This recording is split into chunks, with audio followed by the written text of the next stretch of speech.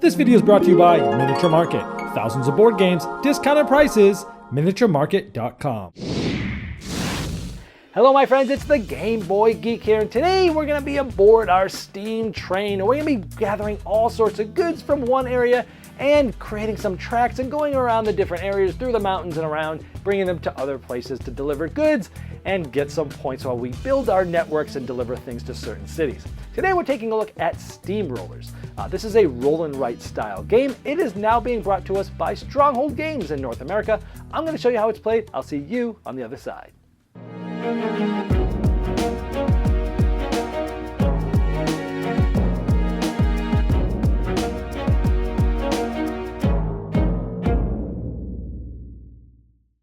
At the beginning of the game, there's a board and there's different cities, and they're denoted by different dice numbers, and there's going to be a certain amount of goods depending on the amount of players put in each of these. They're just colored cubes, but each of them are different goods, and these are randomly placed by a bag full of cubes. Over the course of the game, you're going to be trying to get cubes of a light color to get to their destination city, and you're going to be drawing on your own little player map.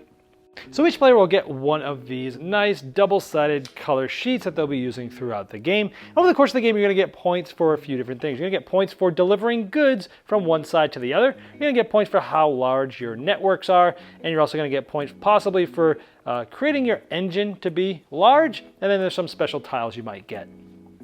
One player will be the start player at the beginning of the game. They'll get this token. They'll roll all these dice. There'll be a certain amount of white dice equal to the number of players plus one.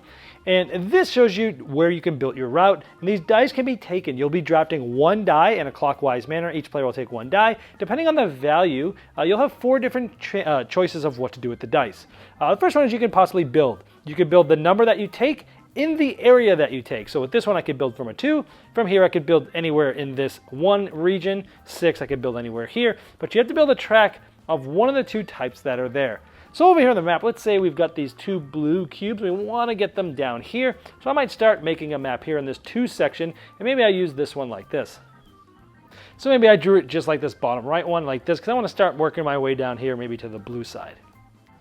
This card is not available for any other players, and they continue to go clockwise until they all use it. Then this would pass the next player. That player would roll all these dice, and we continue this way. So let me show you what some of the other actions are that you can do with these dice. Another option you can do is improve your engine. Let's say I was using the die that's 6.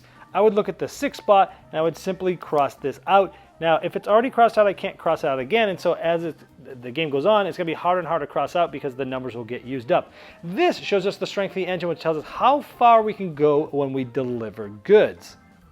Now, you can use a die to grab one of the special tiles. Now, these are double-sided A's and B's, so they have different actions on each side. You can play with them randomly to give the game a lot of replayability. So let's say for the 1, I could take this tile. Some of them you basically can use and then return back on a future turn.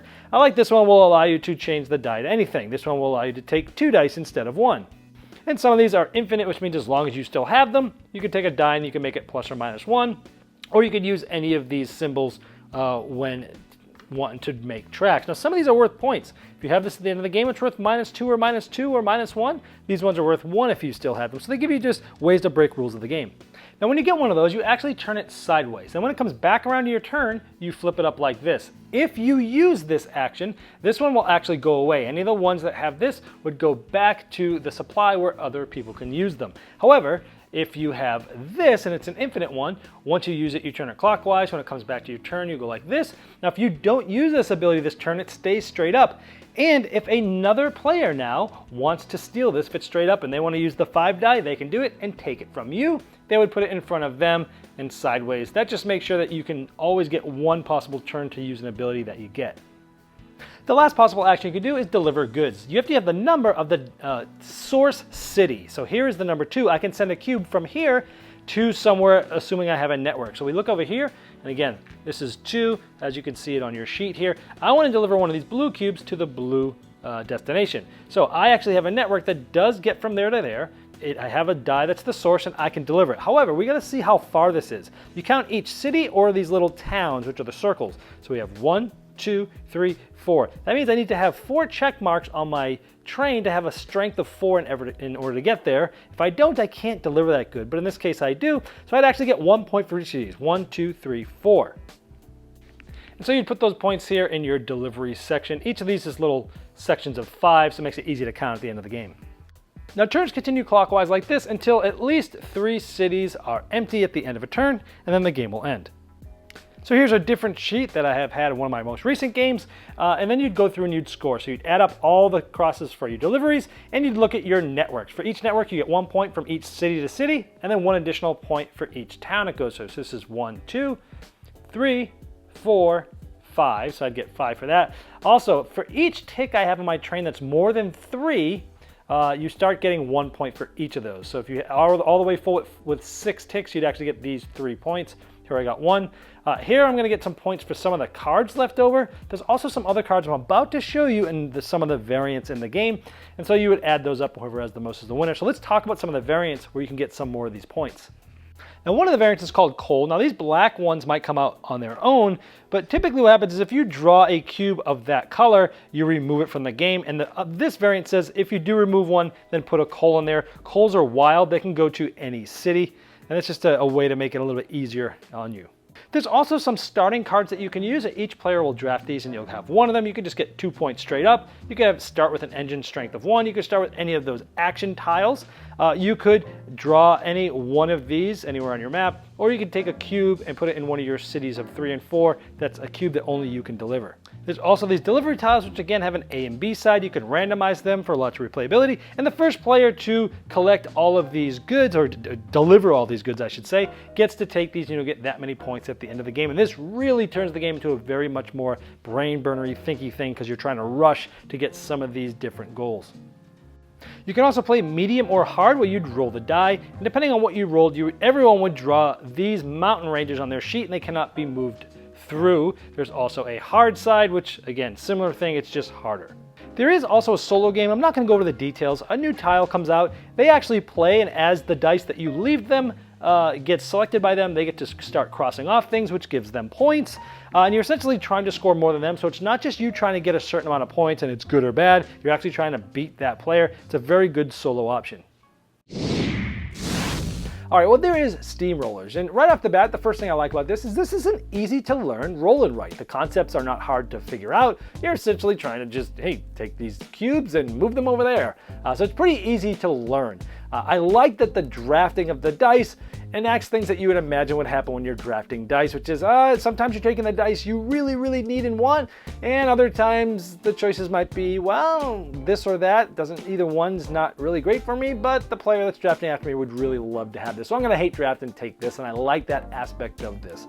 The game, because of that, has strong interactions with other players because, what you're trying to do, who's going to get there first, you might be able to just deliver that good right before they're able to do so. So there are some strong interactions as where players are going. You have to pay attention as to where their routes are going, where yours are going, what the those delivery tiles are showing, things like that. So there's definitely a lot of interaction with this between the drafting and watching what other players are doing and racing for those different goods. I like that you're trying to figure out, do I want to deliver fast? Or do I want to maybe deliver a little bit longer and get more points? Well, do I have time to do that? Is this gonna make me delay to get some of those cool little bonus tiles for getting a certain amount of goods to a certain place? Because if you get there fast, you'll get the points, but if you get there and go a longer route, you'll get more points when you deliver it. So it's a good balance of sort of a race versus do I want points now or more points later, but they might not be there. It has a sort of a pressure luck aspect to it. I like the action tiles you can take that allow you to sort of break those rules of the game. And again, speaking of interactions and sort of meanness, you can steal those from other players, and that's really cool too. I like the mini expansions. And by the way, most of these I feel like really should have just been part of the game because they're not that hard and they don't really add too much from a mechanism standpoint, but they definitely add a lot from playing it. I would just say always play with all of these, whether it's the coal and reproducing the setup ones with black ones, or the starting tiles, getting yourself a little ability or some points right off the bat, and those order tiles. Again, play with all of these. There's no reason not to play with these. It doesn't overcomplicate the game at all. It really makes the game what it is, which I think is excellent. The game is short, I'd say 30 to 45 minutes, but it really does feel like you've played a full board game. And that's cool because a lot of these roll and writes are small. They take 20 minutes or so, and you're done. You're like, okay, well, that was cool. That was really fun. And now this one's like, wow, I really feel like I played a full game, even though we just played for 40 minutes or so, 30 minutes. And I like that. It does feel like one of those sort of 18xx train games, but very approachable. It has the solo mode, which I have tried and I do enjoy. I like the roll and writes that do have solo modes. Sometimes I just like to play, even sometimes on the plane, just messing with the dice and stuff. It works really well. It's really hard, but it allows you to adjust the difficulties as well. So overall, I really liked this roll and write game. It's one of the favorites that I have in my collection now. Now, anything negative I could say about it? Well, the look of the game. Looking at the graphics, looking at the box, looking at the board and all that stuff, I know they're kind of going to make it look like an aged feeling, but for me it just feels like a 90s game gone bad. I just wish the graphic design and the art had looked different. It doesn't really stand out, it doesn't pop, it looks kind of bland. But the game's very good, so in these cases I tend to just overlook that. Also, I took a picture, I'll put it up here, of what the red and the greens look like. For some people have specific types of color blindness, and it could be a problem for them to play this game.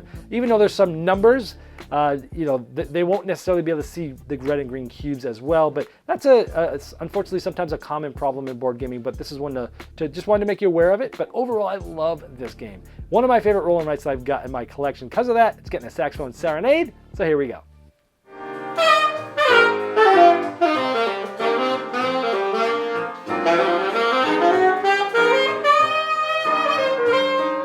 This video was sponsored by Miniature Market's Review Corner. The Review Corner features podcasts, video, and written game reviews by gamers for gamers. Miniature Market, the online gaming superstore. Thousands of board games, discounted prices. Check them out at miniaturemarket.com.